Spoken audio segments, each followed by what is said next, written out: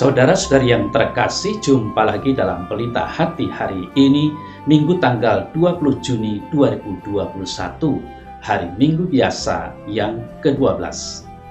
Bersama saya, Romo Thomas Suratno SC dari Paroki Cilandak, Jakarta Selatan, mendengar dan merenungkan Sabda Tuhan, yakni firman Tuhan yang tersurat dalam Injil Markus, bab atau pasal 4, ayat 35 sampai dengan ayat 41.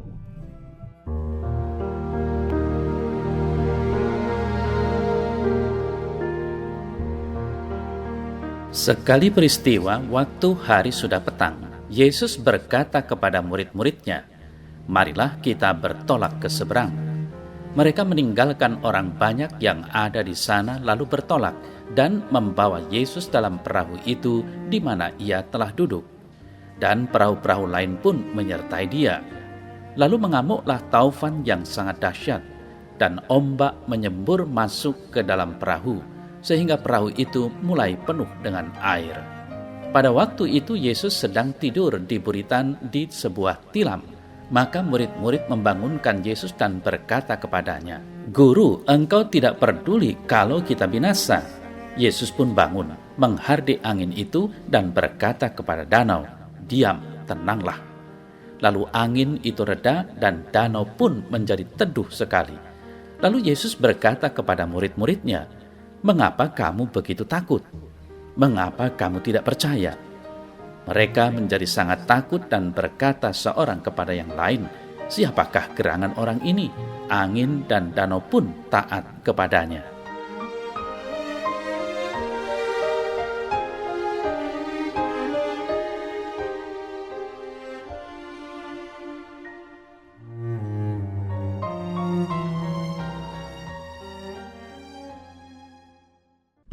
Saudara-saudari yang terkasih, pada hari Minggu biasa yang ke-12, penginjil Markus dalam Injilnya, Markus bab atau pasal 4 ayat 35 sampai dengan 41, mengajak pembaca atau pendengar mendengarkan kisah mukjizat yang dikerjakan Yesus.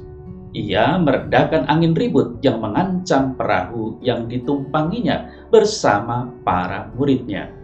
Saudara-saudari yang terkasih, kisah mukjizat yang disampaikan penginjil Markus ini bertujuan agar orang semakin melihat siapa sebenarnya Yesus itu. Pusat perhatian tidak diletakkan pada mukjizatnya sendiri. Kisah mukjizat dimaksudkan agar pembaca atau pendengar semakin mantap mengikuti Yesus. Dengan kata lain, kisah mukjizat ditampilkan dengan tujuan membuat orang lebih dekat pada diri Yesus dan pengajarannya, dan bukan sebagai kisah ajaib belaka. Boleh kita bayangkan dan berpikir bahwa Yesus itu adalah tokoh yang memiliki kuasa besar atas alam. Bagi kita, saudara-saudari yang terkasih yang mendengar warta ini, makna apa yang dapat kita ambil dari kisah Yesus ini? Kiranya itulah kunci untuk memahami kisah mukjizat dalam Injil tadi. Jadi, kisah mukjizat bukan dimaksudkan untuk membuat orang kagum akan kehebatan Yesus. Juga bukan untuk menimbulkan hasrat di kalangan para murid dulu maupun sekarang untuk membuat bermukjizat. Saudara-saudari yang terkasih, dalam warta Injil hari ini diperlihatkan betapa para murid, orang-orang yang terdekat, mengalami sendiri bagaimana Yesus mempunyai kuasa atas kekuatan-kekuatan yang menakutkan. Badai dan laut memang dihubungkan dengan kekuatan yang selalu mengancam kehidupan orang yang takwa. Karena itulah dalam doa-doa Perjanjian Lama, bahaya terbesar biasanya digambarkan sebagai badai di lautan. Ini terungkap misalnya dalam doa Mazmur 69 ayat 15 sampai dengan 16. "Lepaskanlah aku dari dalam lumpur, supaya aku jangan tenggelam. Biarkan aku lepas dari orang-orang yang membenci aku dan dari air yang dalam. Janganlah gelombang air menghanyutkan aku." Itulah kiranya yang dirasakan para murid waktu itu. Dan dalam keadaan ini, mereka berseru kepada Yesus, Ia memang meredakan badai. Saudara-saudari yang terkasih, menarik untuk diperhatikan bahwa penginjil Markus mengisahkan Yesus tidur di buritan bagian belakang perahu dengan memakai bantal atau tilam. Ini cara penginjil Markus membuat pembaca atau pendengar bertanya-tanya, loh, dalam keadaan gawat seperti itu kok masih bisa tidur lelap, malah pakai bantal segala. Atas peristiwa ini, boleh jadi penginjil Markus ingin mengungkapkan hal-hal yang bisa ditemukan bila kisahnya diikuti dengan seksama. Saudara saya terkasih, seperti disebutkan tadi, kata bantal dan di sini barang yang berperan sebagai bantal itu ialah semacam papan melintang yang biasanya dipakai duduk atau bersandar oleh orang yang bertugas memegang kemudi perahu. Buritan, tempat yang biasanya sempit dan hanya bisa diduduki oleh juru mudi dan tentu saja tidak ada cukup ruang untuk orang lain. Maka pertanyaan muncul, apakah penginjil Markus hendak mengatakan bahwa Yesus bertugas mengemudikan perahu? Kalau memang begitu, saudara-saudara yang terkasih, Yesus seharusnya mengarahkan perahunya ke tempat yang tidak diamuk gelombang. Kok malah enak-enak tidur di situ? Bisa dimengerti mengapa para murid yang ketakutan itu berseru dengan nada kesal, "Guru, tak pedulikah engkau kalau kami binasa?"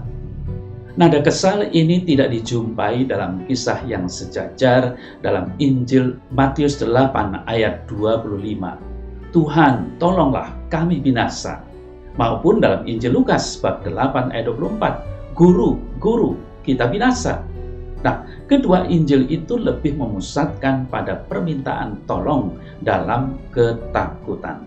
Sedangkan penginjil Markus, saudara-saudari yang terkasih, hendak memperlihatkan sisi-sisi Yesus dan para murid yang tidak ditonjolkan kedua Injil lainnya. Bisa tidur dengan enak itu bagi orang sekarang dan orang dulu punya arti yang sama, yakni di mana seseorang hati nuraninya bersih dan percaya bahwa dilindungi oleh Allah sendiri. Di sini Yesus digambarkan sebagai manusia yang sedemikian merasa aman. Ia juga, saudara saya terkasih, berani menyerahkan orang-orang yang mengikutinya berada dalam lindungan Allah sendiri. Tokoh seperti ini memang boleh dikagumi, tapi sekaligus juga bisa membuat gemas orang-orang yang dekat padanya. Mengapa dia seolah tak peduli para murid akan mati ketakutan seperti itu? Dia diperlihatkan sebagai orang yang enak-enak sendiri. Nah, saudara saya yang terkasih, segera sesudah adegan ini kisah berubah. Yesus bangun dan menghardi angin dan membuat danau teduh. Pembaca maupun pendengar Injil ini akan ingat motif dari Perjanjian Lama mengenai kuasa terhadap kekuatan laut dan badai yang mengancam kehidupan. Ditawarkan dua gambar mengenai sosok Yesus. Sosok manusia yang percaya teguh pada lindungan Allah, dan sosok dia yang menjadi tempat Allah memperlihatkan kuasanya atas daya-daya alam yang menakutkan. Pembaca ataupun pendengar yang jeli bisa memandang yang satu dan tetap melihat yang lainnya karena memang sama. Inilah hikmat Injil Markus kali ini. Saudara saya yang terkasih, apakah kisah mukjizat ini dapat dipahami sebagai kiasan bagi keadaan para murid yang terombang-ambing dan ketakutan di tengah badai kehidupan, baik dulu maupun sekarang? Memang ada tafsiran seperti itu. Namun, cocokkah kita baca kisah mukjizat ini dengan cara itu? Yesus mengatakan bahwa mereka sebenarnya kurang percaya. Memang kisah-kisah kitab suci lebih mudah dibaca dengan mengenakan skema percaya lawan tak percaya. Lebih-lebih bila di dalam petikan ini sendiri kata-kata itu dipakai. Saudara-saudari yang terkasih, seperti dua Injil lainnya, Injil Markus menghubungkan ketakutan para murid dengan sikap kurang percaya. Kurang percaya kepada siapa? Pembaca atau pendengar bisa jadi segera berpikir mengenai sikap kurang percaya kepada kehadiran Yesus. Tetapi sebenarnya Injil mau mengajarkan hal yang lebih dalam.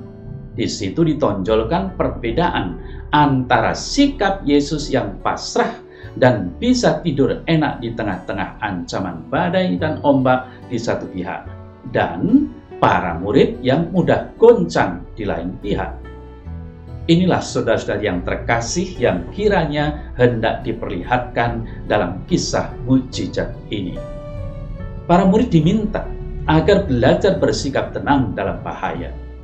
Bukannya tidak peduli, melainkan seperti yang terjadi pada diri Yesus. Ia gambar orang yang percaya, yang merasa sepenuhnya berada dalam lindungan ilahi. Nah, saudara saya terkasih, dilihat dari konteks warta hari ini, di mana Yesus mengajak para murid, marilah kita bertolak ke seberang, menunjukkan hal ini seperti atau sebagai perutusan kepada para murid. Namun tugas perutusan ini disertai rintangan dan bahaya yang menghalangi misi dan mengancam hidup para utusan. Tentu saja, kalau dilakukan atau dipraktekkan sekarang, kesulitan dan ancaman yang begitu besar menyebabkan kita, jemaat atau gereja, akan menjadi ragu-ragu apakah Tuhan masih menaruh perhatian kepada mereka. Jemaat kesal karena Yesus enak-enak tidur di buritan. Saudara-saudara yang terkasih, dengan rasa kesal ini pula kita berjemaat membangunkan Dia, Yesus, dan berusaha menarik perhatiannya. Di tengah kesulitan dan ancaman dari luar, menjadi kentara bagaimana jemaat masih kurang percaya kepada Tuhan dan kehadirannya yang menyelamatkan. Kekurangan di dalam diri mereka itu membuat mereka ketakutan, kurang berani, sehingga tidak dapat mengatasi kesulitan dan meneruskan misi ke seberang.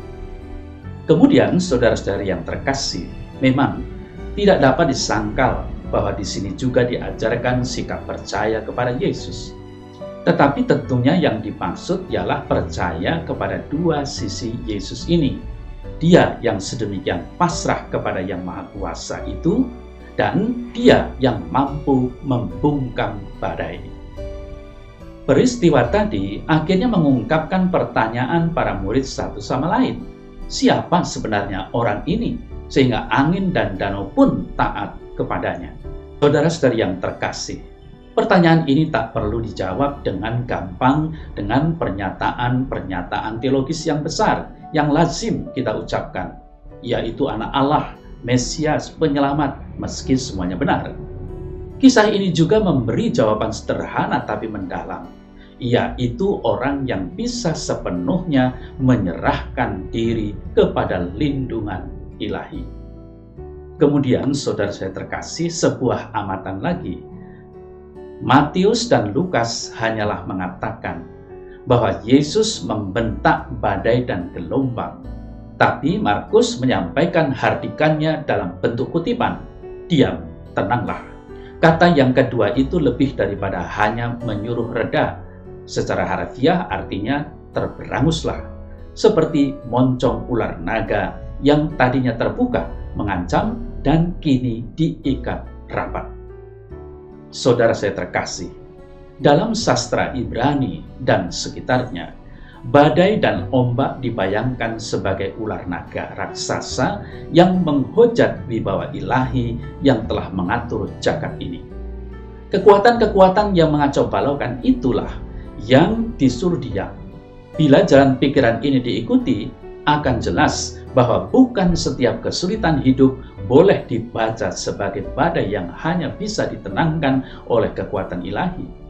Hanya yang menggugat wibawa ilahilah yang akan disuruh diam dan diikat mulutnya. Hanya yang mau mengacaukan wibawanya. Para murid diajak membeda-bedakan badai yang hanya dapat diatasi kekuatan ilahi sendiri, yakni badai ketidakpercayaan.